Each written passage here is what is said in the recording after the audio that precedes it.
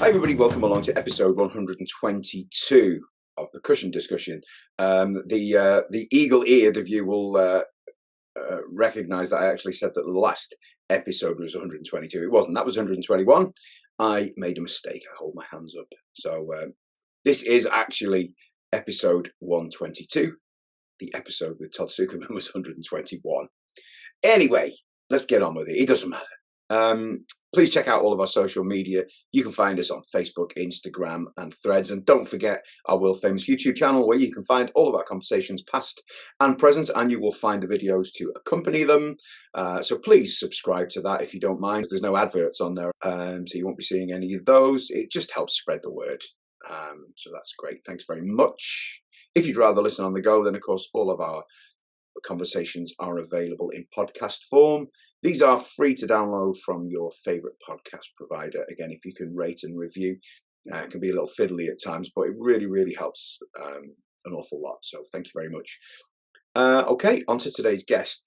For me, we are back in the Legends Lounge again, because this gentleman, his poster was on my wall with a huge Premier kit through the 80s. And yeah, I had a Premier Signia kit with his heads on. Not his actual heads, his signature head. The gentleman played for, I guess you'd call them, a progressive fusion rock band, the Dixie Dregs, and then went on to join the massive sort of melodic rock band Winger, of which he is still a member to this day. It gives me huge pleasure to welcome the incredible Mr. Rod Morgenstein. So, Rod, thanks so much for doing this. I really appreciate it. Wonderful to be here. Oh, honestly, it's a real pleasure. And you've kind of been on, in a strange way, you've been on my bedroom wall for many years as a young aspiring drummer. I was like, yep, with that big kind of bluey violet coloured double bass kit, Premier kit. And I'm guessing at that time, would it have been a projector? I can't quite remember what range it was. You know what? I can't remember. Yeah. Well, that was the kit. I'm not sure. It was 1990. Yeah, could have been a projector. Could have been a. Did it have the shells inside? Was it a resonator, or can you remember? I don't think it was a resonator. Oh, must have been a projector then. But beautiful looking kit with the Greg Volker rack and all the. So that's my memory of you on my wall. So there you go.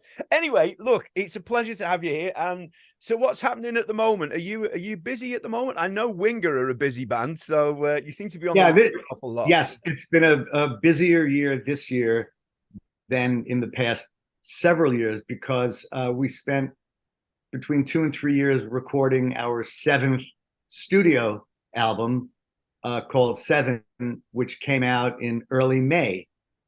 And I've been gone much more than I've been home. In fact, I'm leaving Wednesday to play in LA and then fly to Japan for 3 shows with the band. And it's funny, I'm speaking to you and you're in the UK. In May, we were touring in the UK with the group Steel Panther. Oh. We did... Yes, right. Right. They are so good at their niche. Yeah. And as I understand it, like so many bands back in the 80s, and they were great songwriters. They tried to make it. They did their demos, but never were able to get a record deal. And so they said, hey, we want careers as rock musicians. And so they decided to take a different approach, and they became kind of like an X-rated metal band. Yeah. And they're so funny, great guys, and they're fans of Winger. We were one of the bands, that they looked up to. And so we had so much fun with them. And for us, it was so wonderful to be back playing in the UK. We hadn't been there in a few years. Wow. And we played a lot of your really cool theaters. Oh, amazing. I mean, it's I suppose...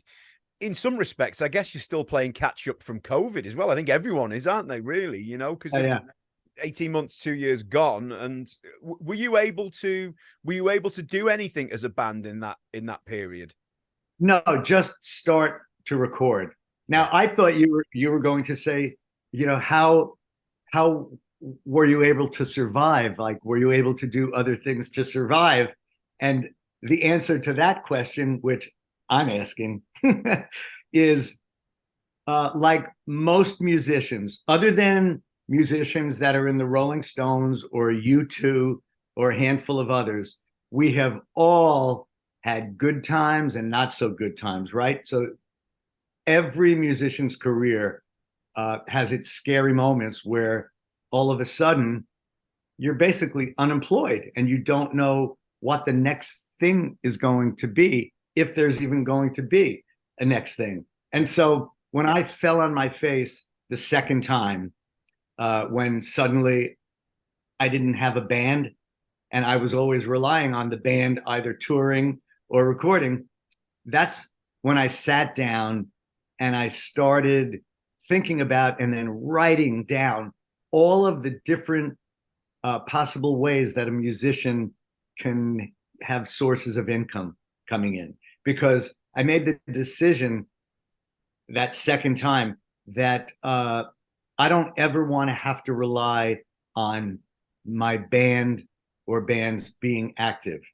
I want that to be the gravy on top. Yeah. And let's see how I can have other things going on so I don't have to be, nervous or afraid, which I know so many musicians hit very, very rough times during COVID. Yeah. Yeah.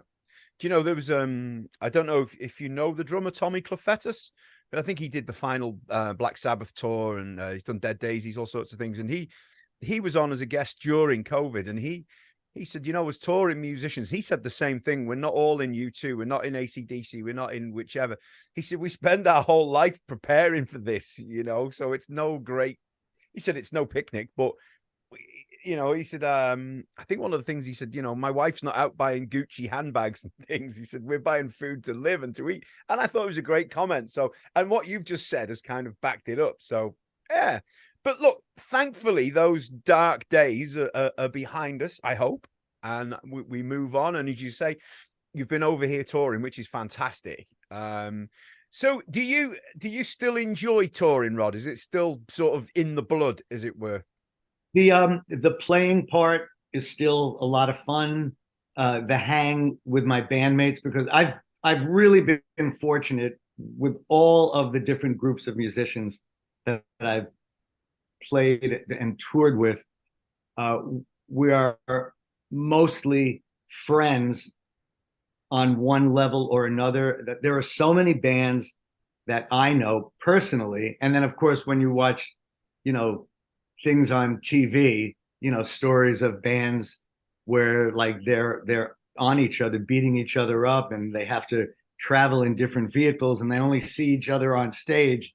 That seems to be more the rule than the exception. The exception is a group of people who really like each other's company on and off stage, right? So whenever I, getting ready to leave to meet whichever band, in this case it's been Winger, I kind of get excited, because Kip Winger is one of my closest friends, and I'm really good friends with everybody in the band. Yeah. So we don't have like the proverbial pot stirrer that a lot of bands have. Every band has a pecking order. There's the alpha male or the alpha leader, right? Who's maybe the visionary and writes the majority of the music, and then sort of, is very good at watching over everything. But then as you go through the band, you will have the clown, the jokester. You will have the diplomat that tries to keep the peace, and then you have the pot stirrer who looks for the open wound and then starts throwing salt on it because they love drama. Most bands have that, and that's why there are so many issues with them. That can't be much fun working like that. It must be nice to know that whatever situation you're in, you've got each other's backs. You just get on with it, and that must be a comfortable situation, let's say. Yes, absolutely. So, yes, I still really love performing, but I do not enjoy the traveling part, the getting from point A to point B, especially post-COVID, because there have been so many problems in various aspects of the traveling industry, beginning with flying. And so, many pilots were let go or given early retirement during COVID. And now there's a shortage of pilots. So there's a shortage of flights. And most of the flights that you take now are filled to capacity. And then you're dealing much more now with delayed flights and, canceled flights. I've been stuck in cities where now I have to stay in the city instead of get home. I have to wait until the next day to hopefully get a flight back to my house.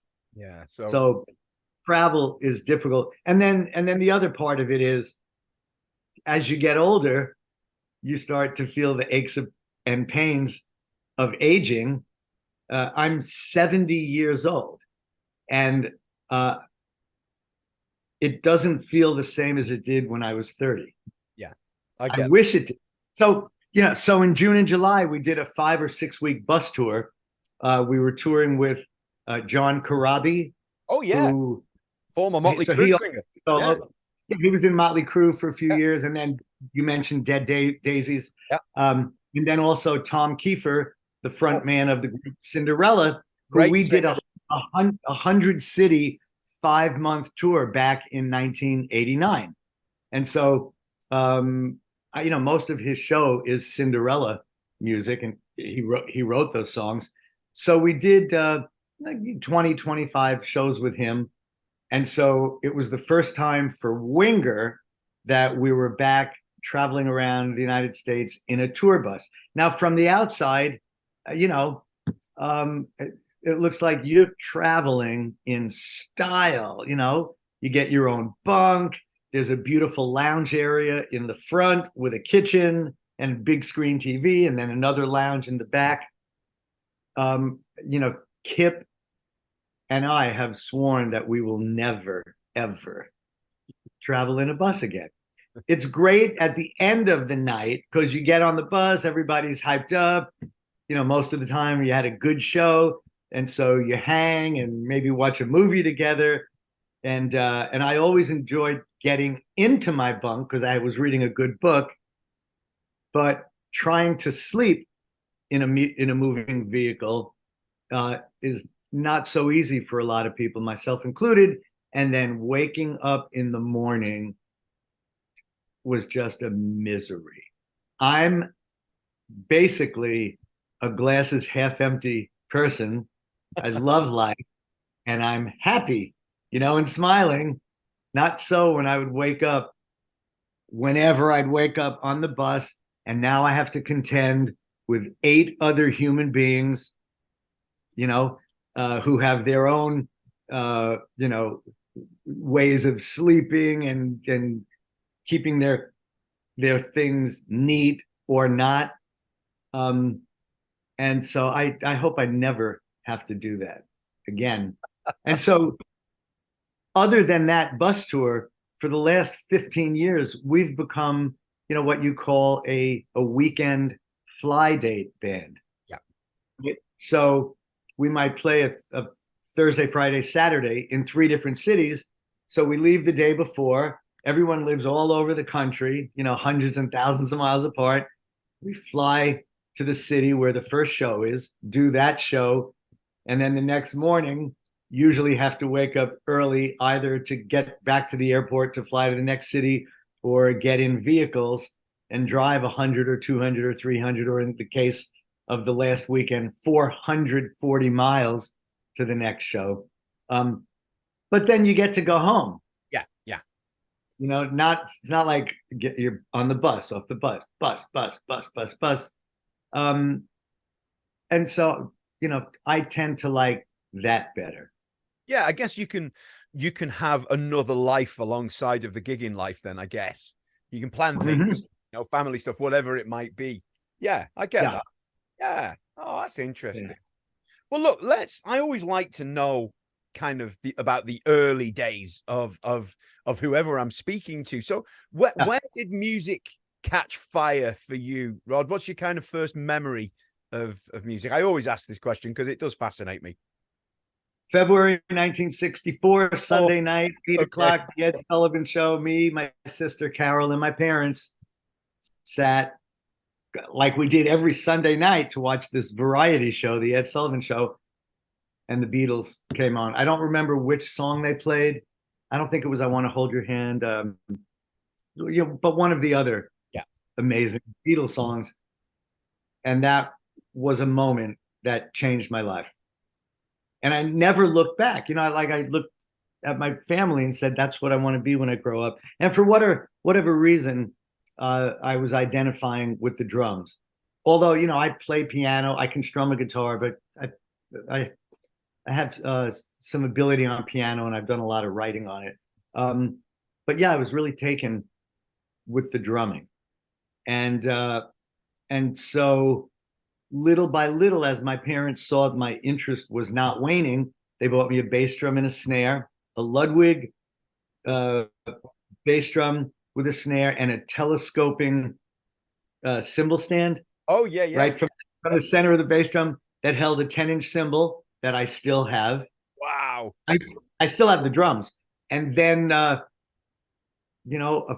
couple of months later, they said, okay, let's get you a ride cymbal. And then a little bit after that, a hi-hat, then a rack tom and a floor tom. And then I was taking private lessons within a year with a wonderful big band drummer by the name of Howie Mann. And, he taught me how to read both snare drum music and drum set music. And he had me playing along to lots of Count Basie and Woody Herman records and showing me the ropes in terms of reading figures in big band charts, which, by the way, came in really handy years later with, do you remember the Burning for Buddy record? Oh, yes, I do. Yeah. Right. So that's fast forwarding from 1964, 65 to 1994. So, 30 some odd years later, it was no problem when they sent me the charts that they sent me, that I had experience. And let me ask, in the kind of middle time of that, had you had any cause to use reading, or had you used your reading chops at all, or was that the kind of the first time you'd had to do it since? I never really had to use the reading chops for anything I did professionally. Yeah. That's most, certainly in the rock realm, even the fusion realm, it's memory. Yeah. That seems to be quicker. I will make little charts that I can go kind of. I'd like to show you, actually, if we could, take a minute break in a little while. But the charts wouldn't make sense to anybody except me, right? Because I'm scribbling things down, and then I would actually use different colored magic markers. So, while I'm playing, like, I'll say, oh, right, here comes the blue thing, and then the red one, the green one. But no, the reading only came in handy in school. Yeah. Say, playing in a big band or something. But I'm glad that I learned to read. I think it has really helped me in terms of internalizing how notes and rests fit on the graph, you know? Absolutely. Yeah. Helped tremendously. It's a thing I use. There's no right or wrong way of playing, and I know that. And some people love reading, some people are totally against it. I use it. It's a great tool for me to have for the kind of work I do, but I totally appreciate, other people don't. But as you say, for the Burning for Buddy, you're getting all the hits, and if you can read those, tell you what, that's saving an awful lot of time and energy. Oh my goodness. Yeah. Now, sadly, there's a song that I recorded that day that probably is never going to make it out to the public, because what happened was I had walked in the door of my house after being in Australia and New Zealand doing 10 drum clinics. And I got home and the phone rang, and it was Kathy Rich, Buddy Rich's daughter, and her husband at the time, Steve Arnold, who ran the drum department of Manny's Music in New York City. Oh. And they said, Rod, we've been working with Neil Peart, and Neil's real love in music is big band music, and in particular the music of my father.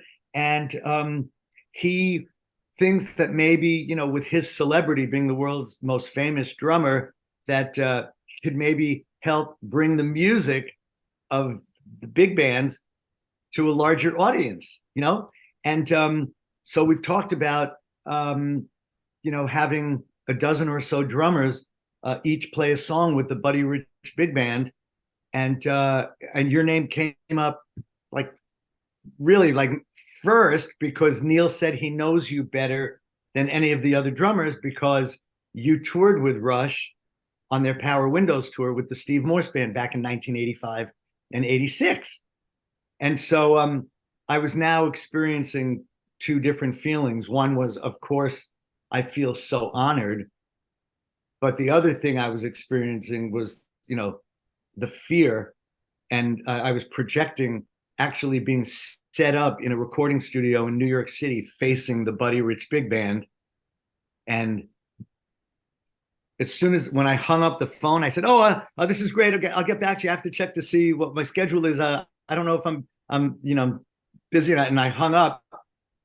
And my wife, Michelle, came in the room and she said, "What?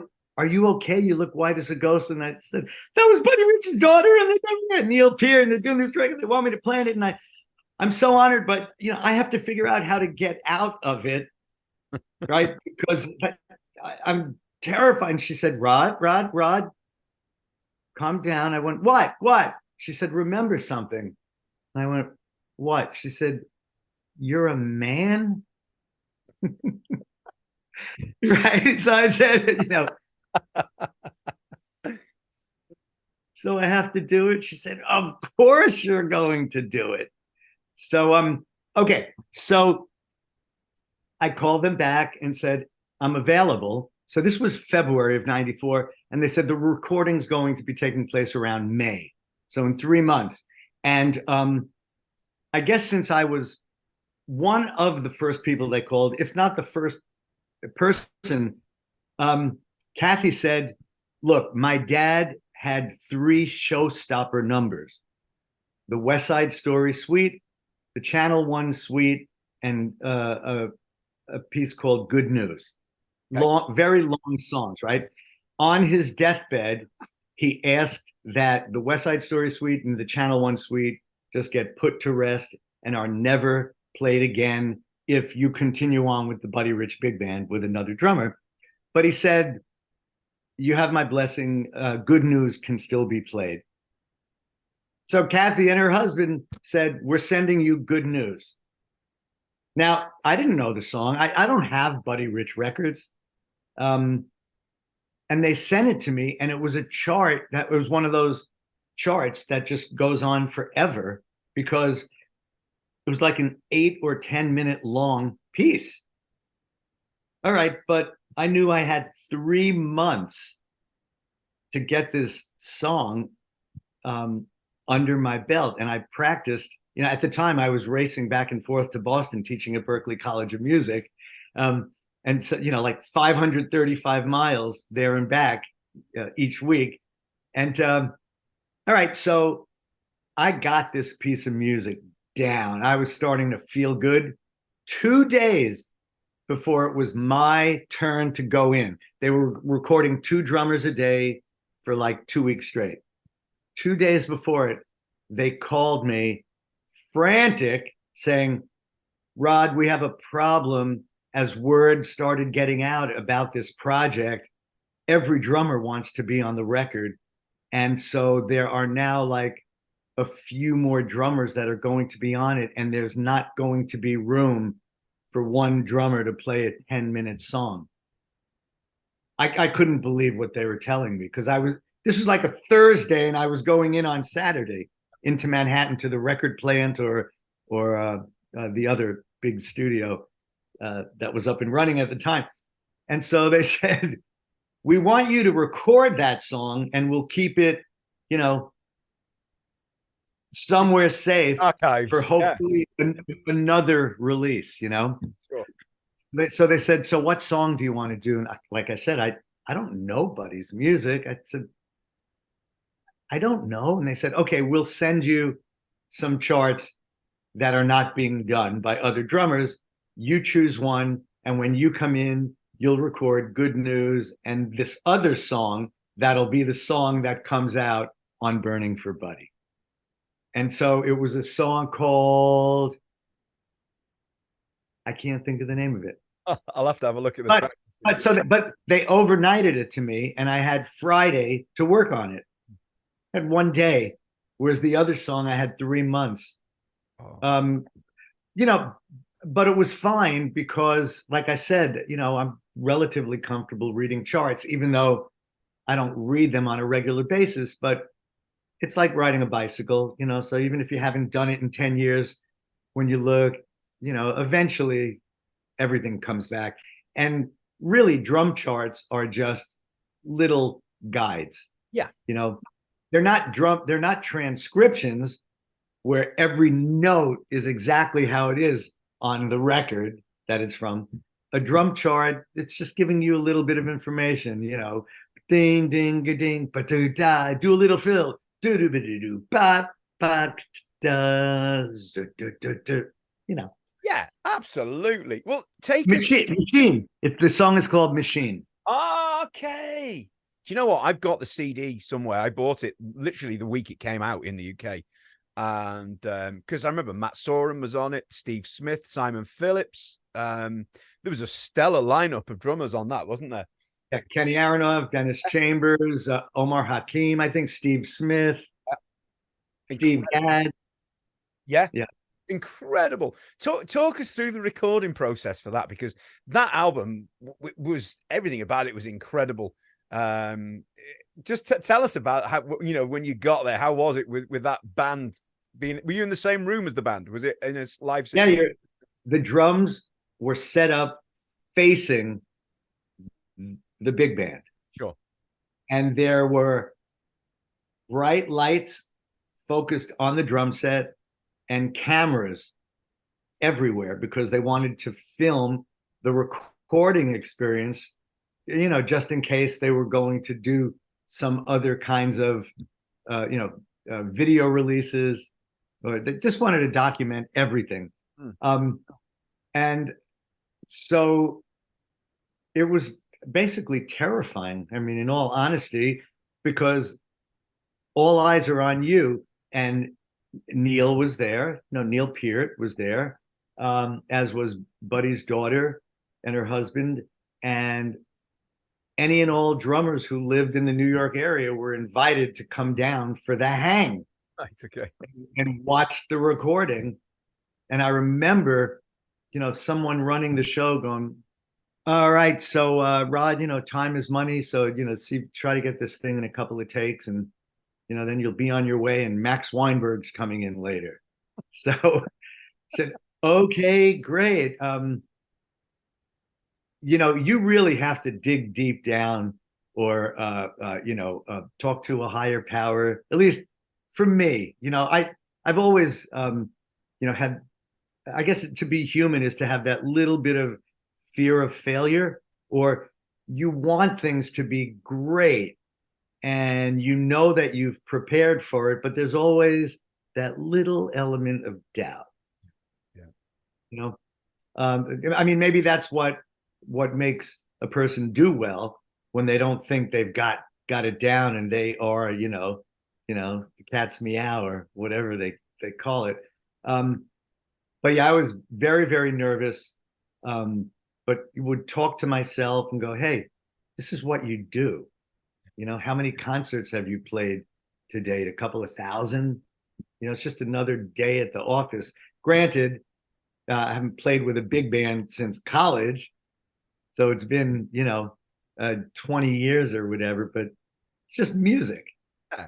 So try to have fun with it. In the end, it's all supposed to be fun. Yeah. Well, was it enjoyable, or was the pressure? Did the pressure outweigh the fun, or was it an enjoyable thing? I'd say it was a combination.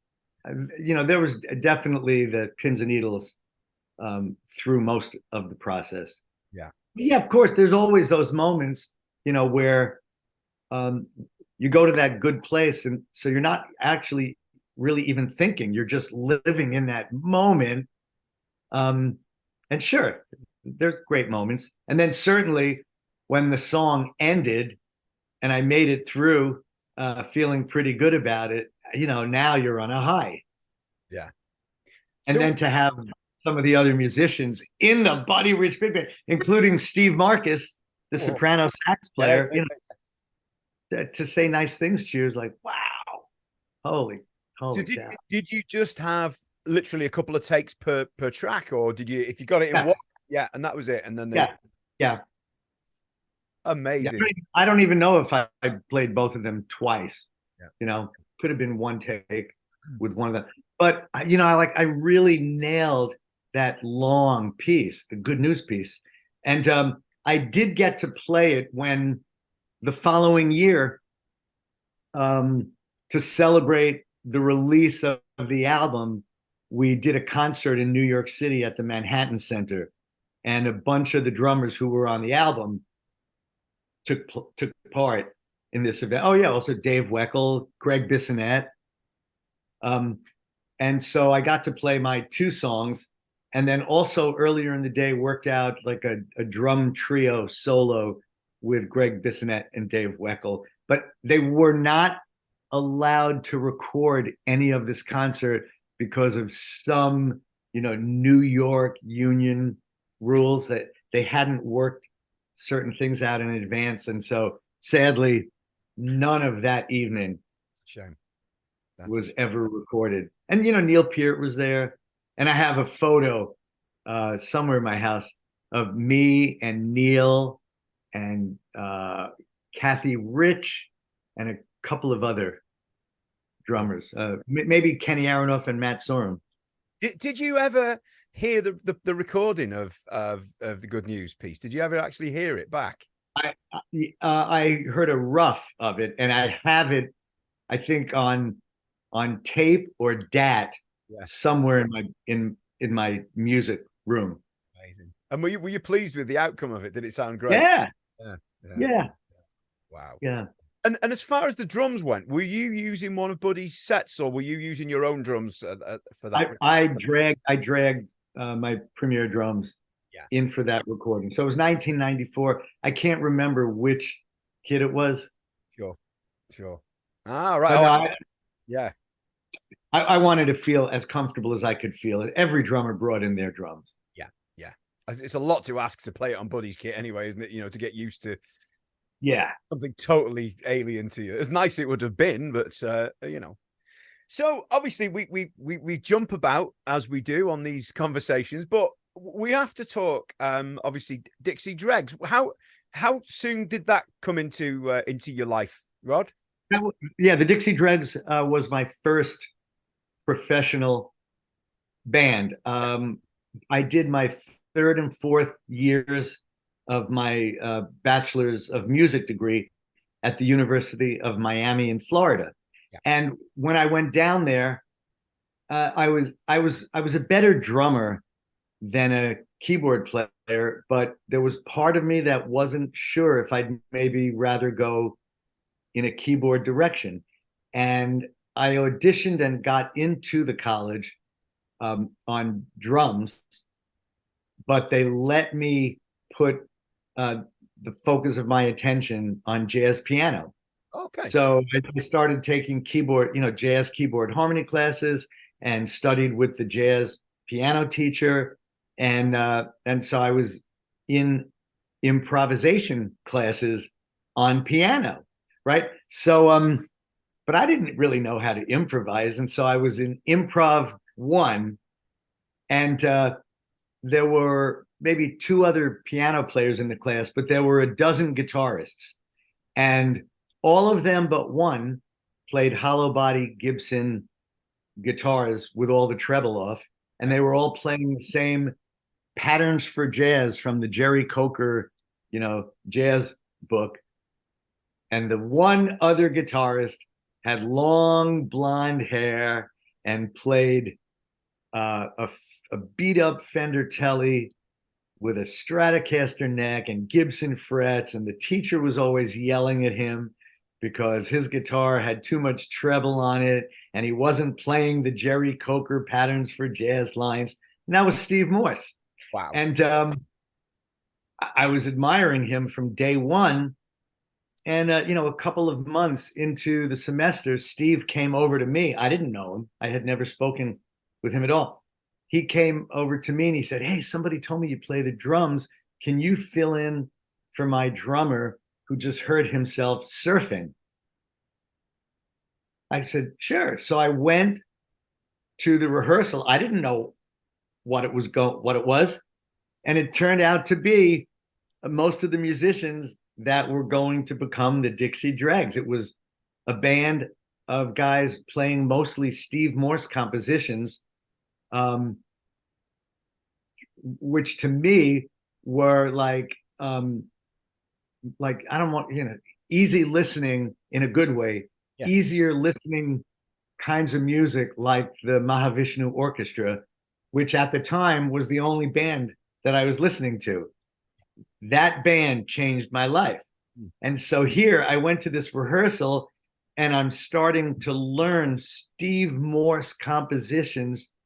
And I really felt like I had died and gone to heaven. It was just the greatest moment for me. So we rehearsed a few times, but then the other drummer, whose name was Bart Yarnold, his arm healed and he came back, and now things got very, very awkward and uncomfortable. We tried to be a double drum band, two guys playing at the same time. And, Bart was a very good rock drummer, but he didn't have experience playing fusion. So he was not comfortable playing in time signatures outside of 4/4, and a lot of Steve's music, kind of goes all over the map time wise. And after a few weeks, he really was a gentleman about it. And he said, "You know what? I think this is really, you're cut out for this a lot more than I am. And so I wish you well." Wow. And so, so this was my third year at the college. And then we continued on. We actually were in the curriculum booklet called Rock Ensemble 2. And, you got a credit for the course. And then, when Steve graduated and I graduated and the violinist, Alan Sloan, graduated, all of us were looking at each other and saying, "Now what? What are you doing for the rest of your life?" We're 22, 23 years old, and we decided to go for it. Naively go for it. And, so the day after I did my senior recital, I moved outside of a town called Augusta, Georgia. I'm a Northerner, I'm a New Yorker, and suddenly I found myself living in the South, where you go, "Hey, how y'all doing?" And this kind of, instead of, "Hey, how you doing?" And so we did like what every band does, you try to get gigs, and nobody is really interested in having you play, especially when you're a band that doesn't have vocals. And your music at the time in 1975, when we went full time, disco was all the rage. And we were anything but playing disco music. Oh. It was instrumental musician music that was, the nice way of saying all over the map, esoteric. Had elements of rock, jazz, classical, bluegrass, super fast up-tempo country. But really it was a musician fusion band like the Mahavishnu Orchestra. Sure. But just a little bit more easy listening, because unlike the Mahavishnu Orchestra, where they would go off in solo for a minute or two or three, or, the song could be 10 or 15 minutes long. We took more of an orchestral approach, where the song is 3 or 4 minutes long, and if someone's taking a solo, it's 4 or 8 or 16 bars. We're very concerned in always wanting the listening audience to be interested and not bored, like, ugh, these guys, all they care about is just jamming endlessly. It can be self-indulgent, can't it? For if you go, that's the word. Yeah. And so we had made a demo album at the university. They had just built a beautiful concert hall with a 24-track recording studio. And so we were the first musicians to record in it, and we did an entire album that we used both to try to get a record deal and to do gigs. And so we got the names of clubs, over a 5 or 6 state area, like North Carolina, South Carolina, Georgia, Florida, Tennessee, Alabama. And eventually some club 400 miles away said, hey, yeah, you guys sound interesting. I'll give you $100 if you want to drive 400 miles to play here. Now, by today's standards, $100 sight unseen is like winning the lottery. Now, for a band to get a gig, it's like, here's 100 tickets. Go sell them for $5 a piece, and you give me, the club owner, the $500, and I'll let you play here, right? But back in 1975, gas was 28 cents a gallon. A hotel was $15, so $100 more than paid for the gas and the hotel room. And we'd all sneak in to the hotel room, pulled mattresses off the bed. So some couple guys would sleep on box springs, a couple on the mattress, a couple of sleeping bags. And little by little, we carved out a circuit over the course of a year. Everything seemed like it was taking forever back then, but in retrospect, we got signed about a year later, right? So we got on this circuit where, hey, great, we have a show in Atlanta, and then we have a show in Augusta, and then we have a show in Nashville. So one night, in the middle of a show that we were doing in a club in Nashville, Tennessee called the Exit Inn, someone in the band called a powwow, band meeting. Do you see who's sitting at the bar? And then we all looked and freaked out. It was the piano player from the Allman Brothers, whose name is Chuck Leavell. And they were one of the biggest bands in America in the mid-70s. So we kicked our show into high gear. And then after the set, he and the person he was with, whose name was Twiggs Linden, who at the time, he was the Allman Brothers production manager, they came running over to us, saying, who are you guys? They were freaking out. And where can we get your records? And we said, we don't have a record deal. And they said, oh, you have a record deal now. First thing tomorrow morning, we're calling the president of Capricorn Records, which is the label that has the Allman Brothers and the Marshall Tucker Band, all the Southern bands. His name was Phil Walden, and he's going to sign you. And, true to their word, about a month later, we played a show in Macon, Georgia, which is the home of the Allman Brothers and Capricorn Records. The president, Phil Walden, and all his VPs and everyone in the label came out to see the band that Chuck Leavell and Twiggs Linden were raving about. No pressure. And yeah. And then Chuck Leavell was there. The Allman Brothers, were not playing that night. And then Chuck sat in with us and we did the song Jessica. And so, by the way, the reason that Chuck and Twiggs were even in the Exit Inn was they said, hey, we're on tour, but we have a night off, and we thought we'd just go to a club and check out some local country music. And instead, they heard a Mahavishnu Orchestra kind of band. And Chuck Leavell, to this day, he's a very, very brilliant and serious musician. I just, to talk about, I know I'm getting off track here, but last summer in August, I hadn't had any contact with Chuck Leavell for probably 10 or 15 years. He's been the musical director of the Rolling Stones. Oh, wow. He's been for 40 years. And out of the blue, I got an email from him. Rod, what are you doing on September 7th? I was just asked by the All In Festival in Indianapolis, Indiana, to put together a band to do, you know, like an Allman Brothers concert. And I have, you know, I'm going to have musicians from various jam bands, you know, well-known jam bands. And I have the son of Dickie Betts and the son of Barry Oakley. Those were original Allman Brothers members. They're going to do it.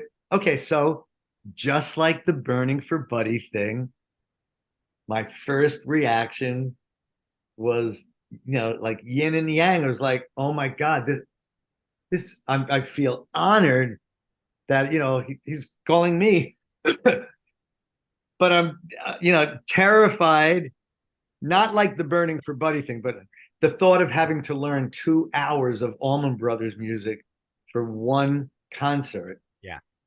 You know, but I was available. So I did, you know, I said, hey, how many days do I have before I have to let you know if I could do it or not? He said, please let me know, you know, by Monday. And this was like a Wednesday. And Thursday, I was flying to Oregon to do a Winger show, right? And so now, you know, again, all the stomach stuff, like, oh my God, like Chuck Leavell, the Allman Brother, I really should do it. This is really cool.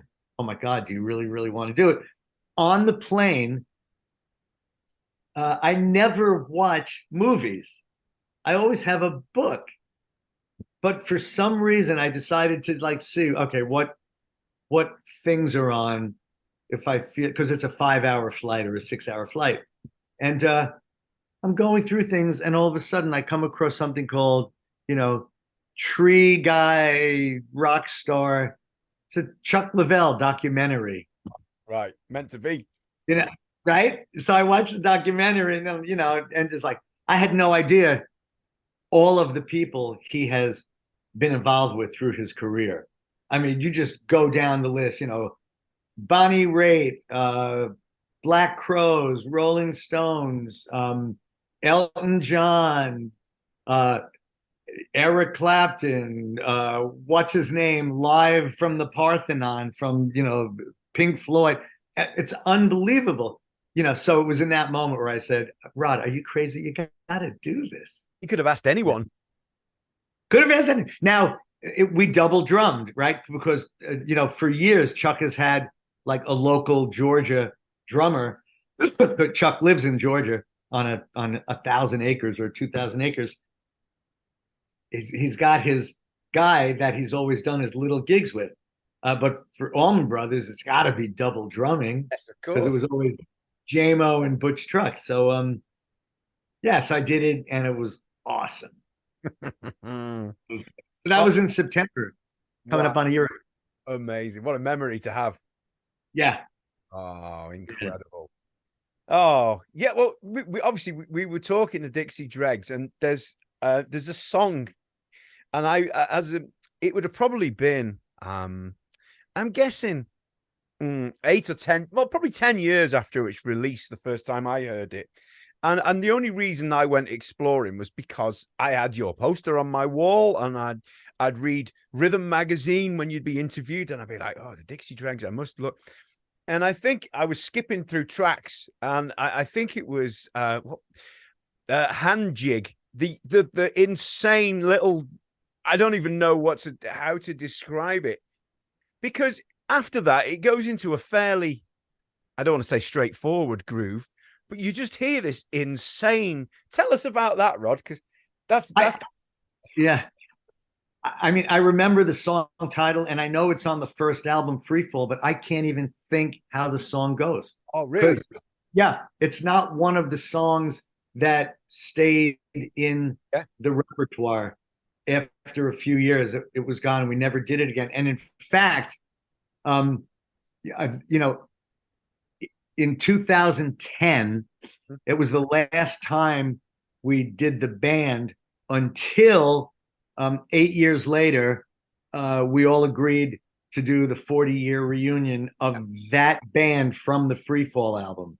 Sure. So 5 years ago, we did a 2-month tour of the States with the 5 guys from Free Fall.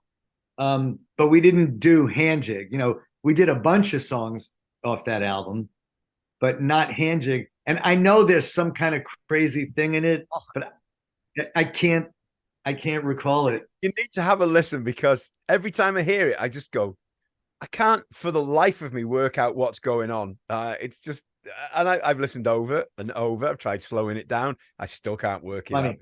There we go. So did you know of my work with Winger first? Yes. And then yes.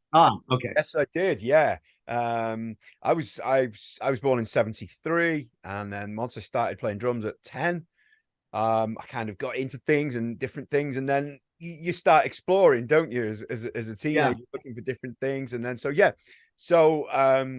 well, I was going to say Winger, obviously. 17 was the first track I heard in a local rock club in the UK to me called the Buckley Tivoli.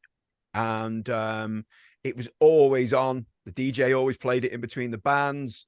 And instantly, one of those, you can't help but like it straight away, you know? An earworm, I think they call it. Okay, so you know that that like couple of measures in the middle of the song after the guitar solo where the drum beat kind of switches around? Yes, I know. So where it's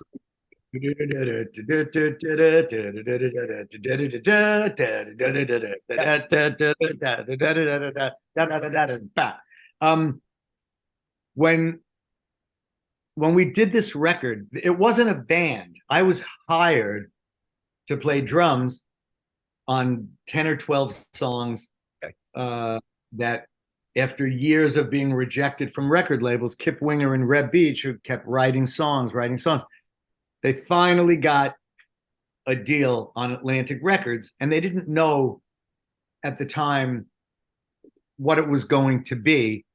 But I had met them in the previous months, and Reb Beach was a huge Dixie Dregs fan. Right. And so they asked me to play drums on this record. Now, when we cut the song 17, I played the track, and then the producer, he said, "Hey, Rod, you know, the reason you're even here is because you're not like just a straight ahead rock drummer. You come from this whole other world, and you can do things that are not in the wheelhouse of most rock drummers." So at that point in the song, is there something you could do that you'd never hear on a rock record? So, you know, I thought for a little bit and said, all right, I have an idea. You're probably going to hate it, but let me show you what I have in mind. And I remember, you know, I'm playing, I see the producer and Kip through the glass of the window, right into the control room. And when I came to that part and turned the time around, they fell out of their chairs. They lost it, you know, in hysterics, and loved it. Yeah. Okay, so it's amazing to me. It was amazing to me how when the album came out, and then that song was the second video and single, and it's the song that pushed our album like way past platinum, which was 1 million sales in this country, and then, you know, past 1.5 million sales. Literally dozens, if not hundreds, of musicians that we would meet at concerts would ask me, what is going on there in that song? What time signature is that? It feels like the bottom drops out and everything goes upside down. What is that, right? And so I would explain to them, oh, it's a concept called, you know, groove displacement. So imagine this is your beat, pa, pa, pa, pa. In this case, I delayed it by an eighth note. So instead of it being 1, you know, 1, 2, 3, 4, 1, 2, 3, 4. It's 1, 2, 3, 4. 1, 2, 3, 4. Yeah, That's all it is. The backbeat is on the and. Yes. Yeah. Everything is on the end. And so I said it's really like entry level groove displacement, because like in the jazz fusion world, you start displacing things by 16th notes, and you start a 16th early or coming in a 16th note, and you can create some of the wildest things. Like, and then I'd start rattling off names: Simon Phillips, Steve Smith, Dave Weckl, Terry Bozzio, Vinnie Colaiuta. And in every case, every one of these musicians would go, who? The only fusion drummer that any of this rock audience knew was Neil Peart. And he's not really a fusion drummer. He was like a progressive rock drummer. And so it was fascinating to me that so many people were picking up on the fact that something they'd never heard before showed up. But then it was also amazing to me that they had no idea who anybody other than all the rock drummers were. So cool. Amazing. So when you did that, were you playing along to a guide track, and did they re-record it after, or how did it work, Rod? No. Like all the guitars, most of the guitars and bass were done. Yeah. I don't know if the vocals were done yet, but no, a lot of stuff was already recorded, and I was playing along to a click track with the music. Yeah. So it didn't put anybody off when you did it, because you were the only guy left to play, I suppose. Exactly. You had a free reign. Right. That's And great. so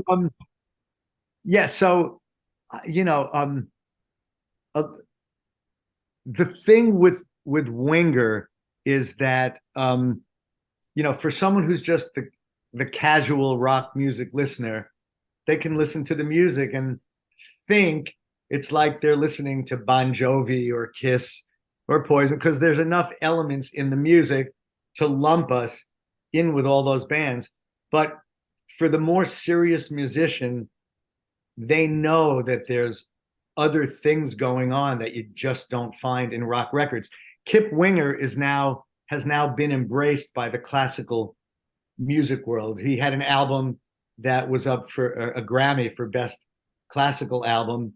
And in fact, from Japan, Kip is flying to Berlin because the Berlin Symphony is doing an evening of the Rite of Spring, right? That Stravinsky's Rite of Spring, and Kip Winger's Conversations with Nijinsky.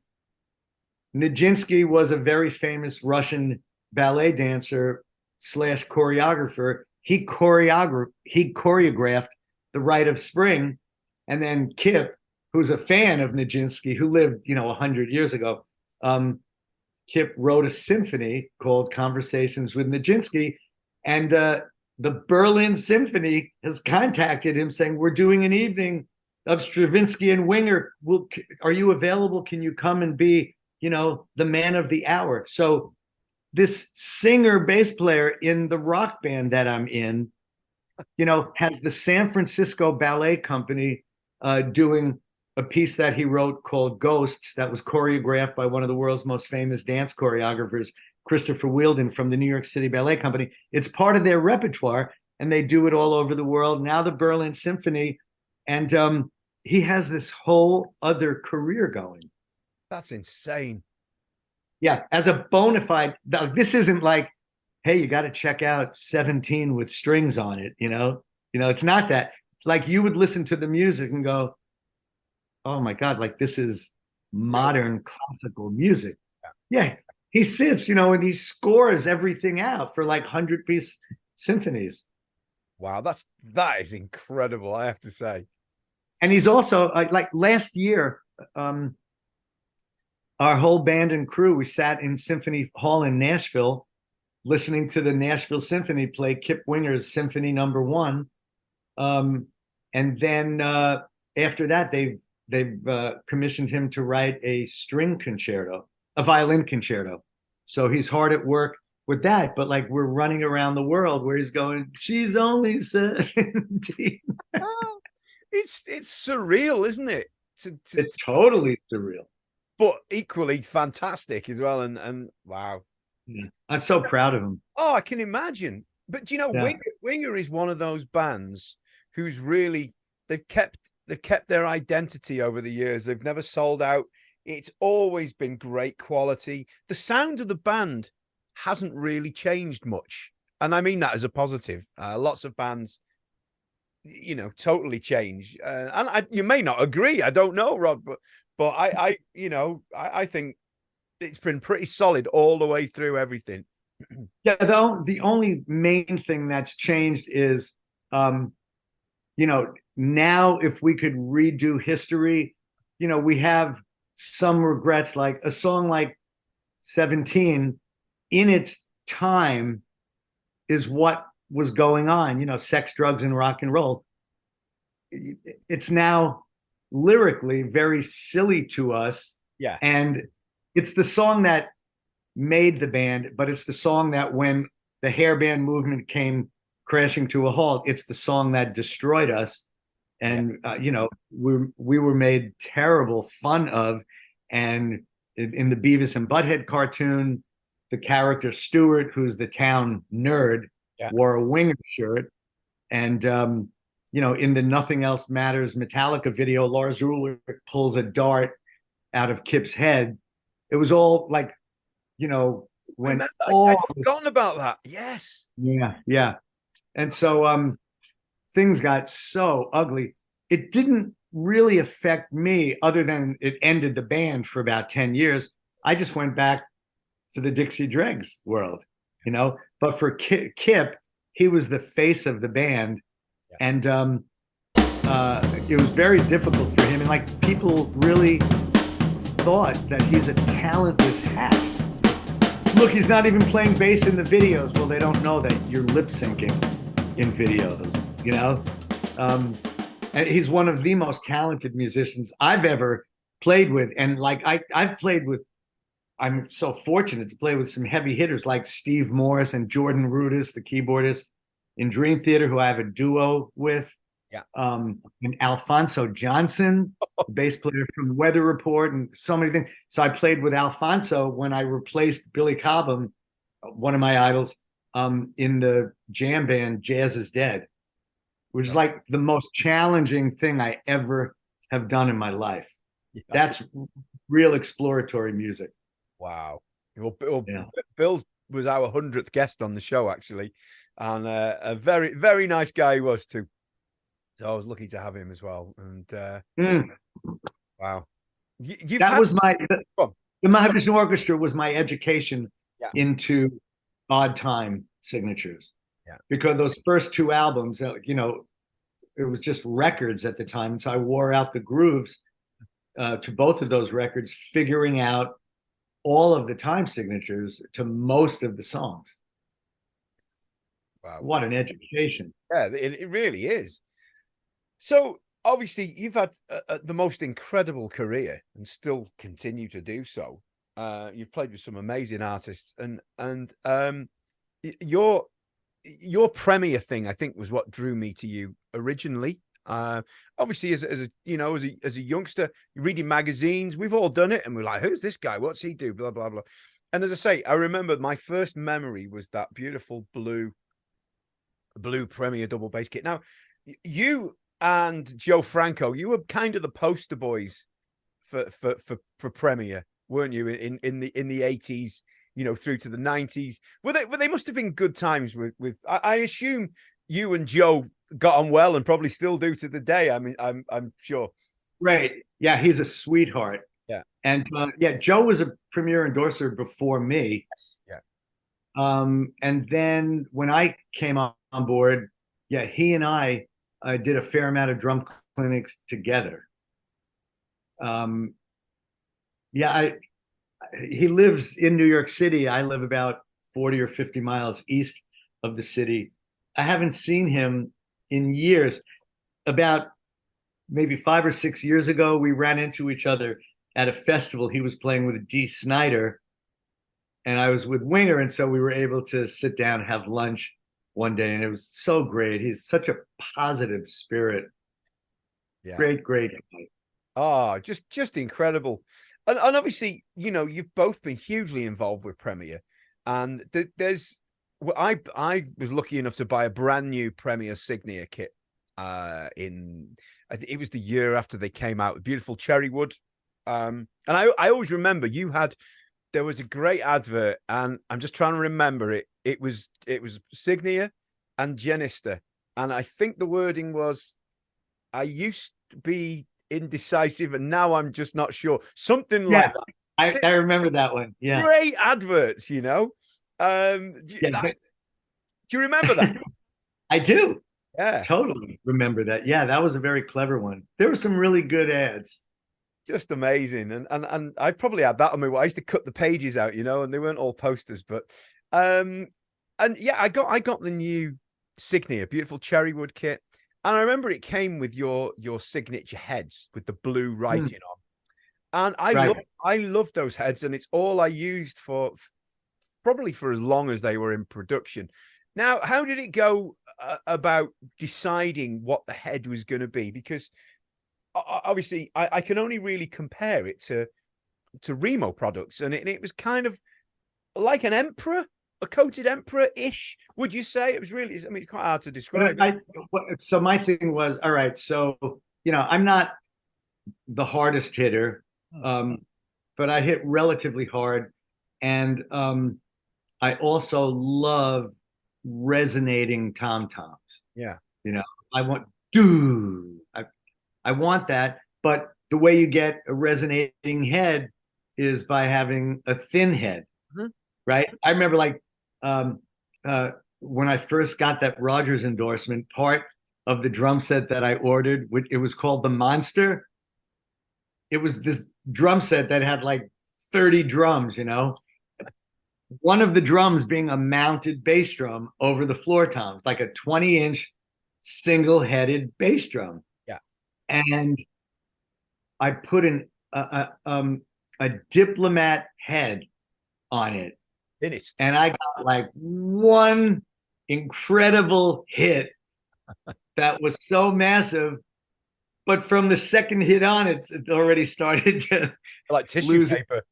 Lose its pizzazz, right? Because it was such a thin drum head. So that's kind of what I presented, you know, to the engineers at Premiere designing this head. Here's what I want. I want that concept, a head that will have resonance to it, but that lasts, sure. You know? So maybe, you know, like to me, emperors are a little too thick. And they die a little too quickly. I'm more of an ambassador guy.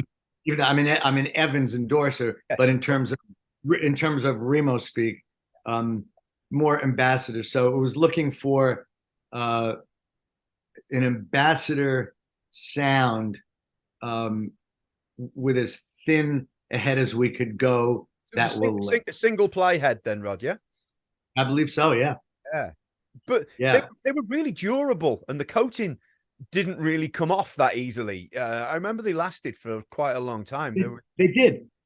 And then with the snare drum, I had this idea, like I wanted a dot, you know, the center dot, but you know, underneath, not on the top of that. If you try to play brushes, the brushes get stuck.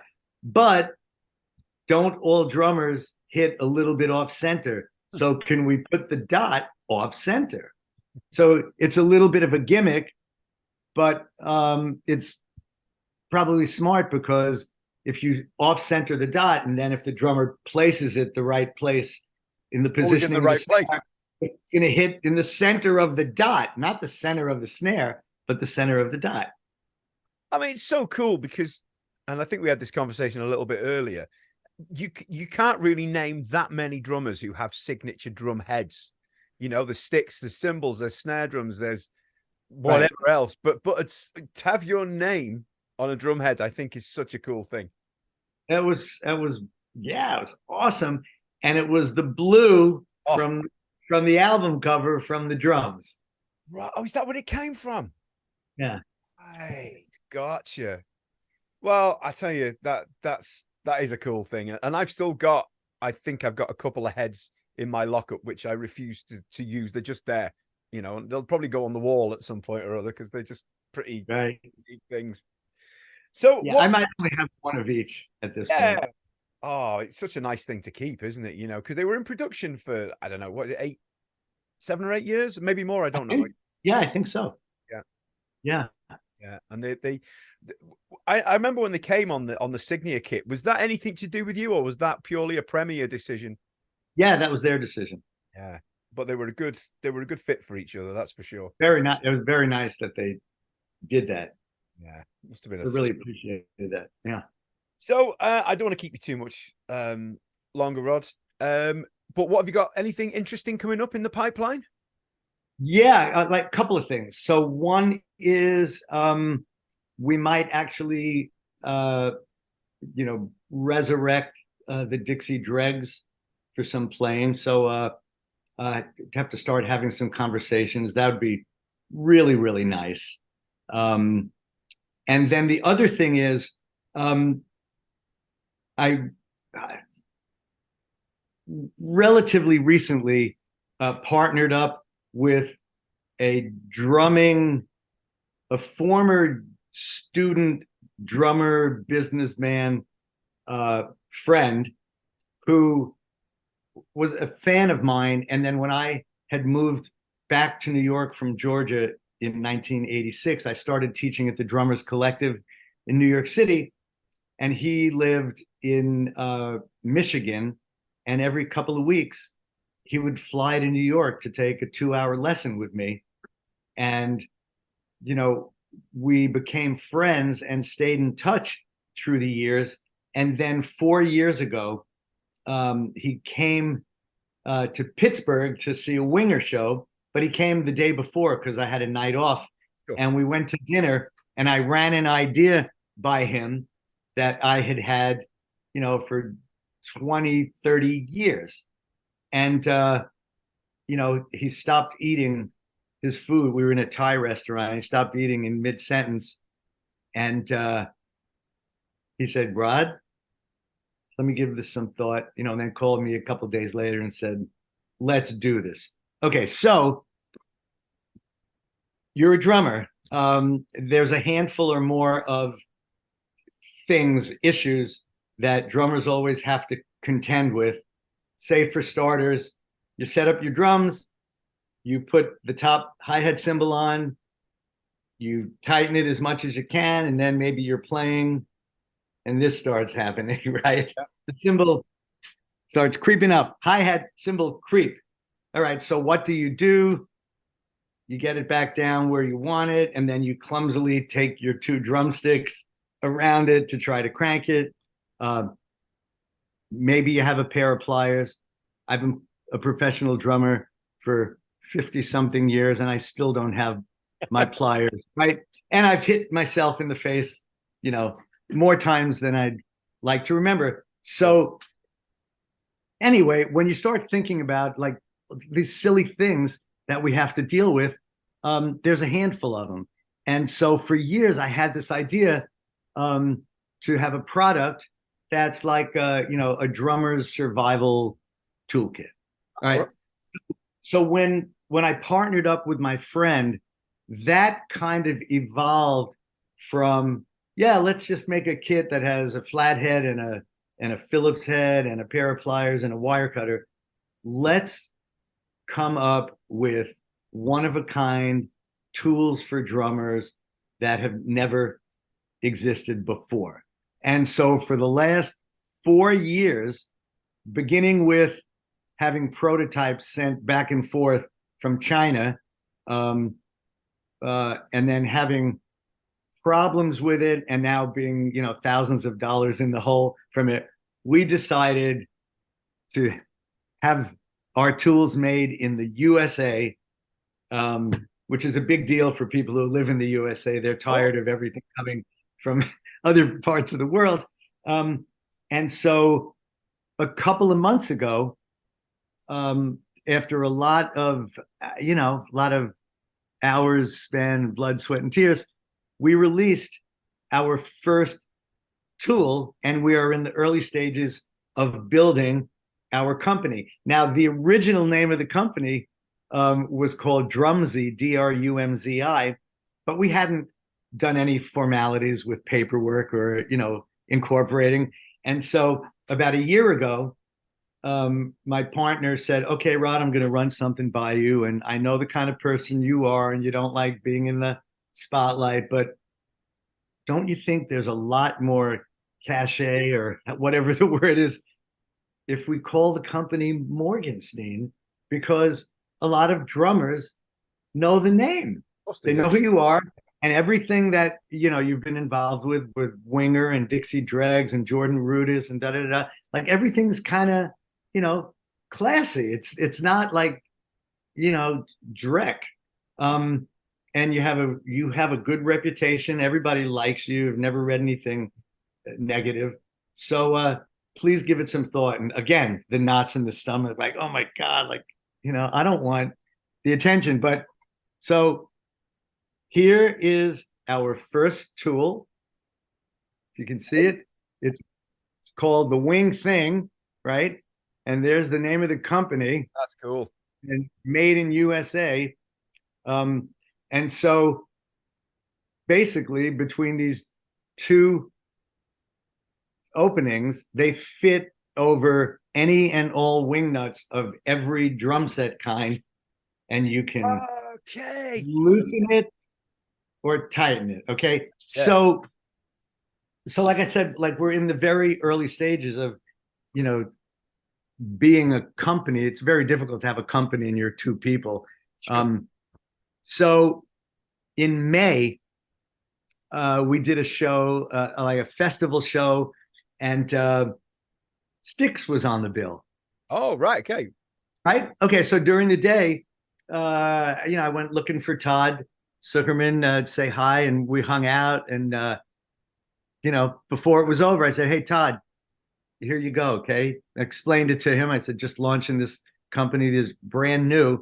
And then his drum tech saw us talking and said, hey, what is that? Can I have one? And then the production manager for Styx said, I also work with what's the big Christmas show concert that they do? It's enormous. They do 2 shows a day in arenas. The Trans-Siberian Orchestra. Oh, right. Okay. Yes. Yeah. So he said, I'm the production manager for the West Coast Trans-Siberian Orchestra. Do you have a spare tool? So, all right. So Todd and I took a picture together, and then he took a picture, hung this thing. 2 days later, he texted me. He said, Rod, go to my Facebook page. Now, I have very little Facebook presence. I'm so IT illiterate, and you can't be in this day and age. Todd, has 175,000 some odd followers, and he's always got a presence, right? And he's, him, right? So he's a very, very nice guy. And so he texted me, Rod, go to my site. So I went to his site. It was like 2 days later, and he goes, hey, hanging with my bud Rod Morgenstein. He's got this new, amazing tool. You got to check it out. There were literally hundreds and hundreds of comments from drummers everywhere. Yeah. And saying really nice things, about us as drummers, but then also, talking about, oh my God, where was this tool 50 years ago? Da, da, da, da, da. And, so in that moment, I saw the power of social media. Sure. And so, of course, like, it was so wonderful that he would do that, but he's not going to like post things about my product every day of his life. You know what I mean? But so we're in these stages now of trying to figure out our marketing plan. And so it's very exciting. We've spared no expense to create like a really top shelf tool that anyone and everyone that I've passed it on to, like my drum buddies throughout the country when we were doing shows together, they only have really, really good things to say about it. So I'm hoping, it's the beginning of a new little project for me. And we're already working on the next tool, which I hope, will kind of revolutionize the drum world. Sure. It looks amazing, I have to say. And you always say this when it's been done, but such a simple idea. Why wasn't it thought of however many years ago? You look at it and you go, that makes perfect sense. But they're the best ideas, aren't they? That's the way it is. That means it's a good idea generally. Yeah. So we shall see, Fantastic. I'm yeah. impressed. Look, Rod, it has been an absolute pleasure. I really appreciate you giving your time up so generously. And good luck with everything. Good luck with the tools. Good luck with Winger. Good luck with the Dixie Dregs reunion shows. I hope they happen. Yeah, thank you. Thanks. And I hope one day we will make it across the ocean. One of the, like my biggest regrets in my career is, here's this band, Dixie Dregs. There's no language barrier because we play instrumental music. In our entire career outside of North America, we played 2 concerts.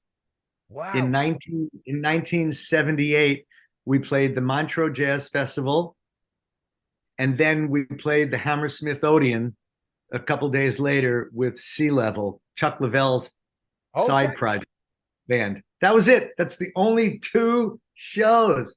And I mean, we should be playing all over the world, so, Yogi Berra, the famous Yankee baseball player, had that saying, it ain't over till it's over.